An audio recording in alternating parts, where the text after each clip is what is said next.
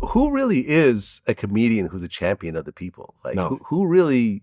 I can't. When you said that, I started thinking. I'm like, nah. I mean, you got comedians that start out broke, right? But at one point they become rich, Right.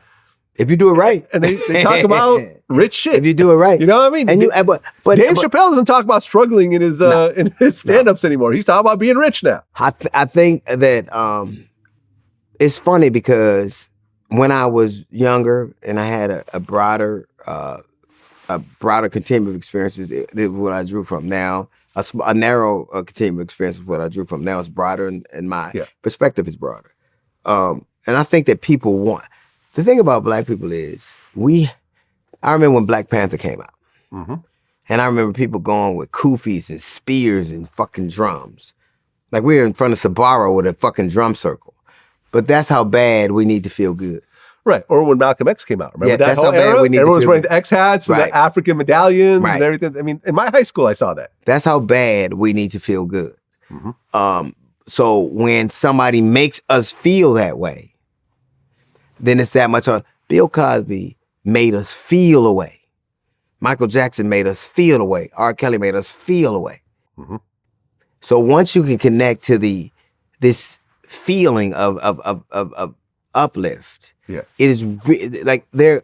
I guarantee you that most people in our community, or maybe if I'm being generous, 50-50, feel like something happened and nobody's telling the truth, or they're being railroaded. They feel like that, and it's because of the other feelings that are commensurate with that. I danced to R. Kelly and Michael Jackson. I conceived children in them. I watched Bill. So once somebody makes you feel something, you're connected to it. Yeah. Well, I actually thought about something when you were saying it. In terms of being, a comedian that stands for the people, actually, Chappelle actually had that moment when he walked away from the Chappelle show. Sure.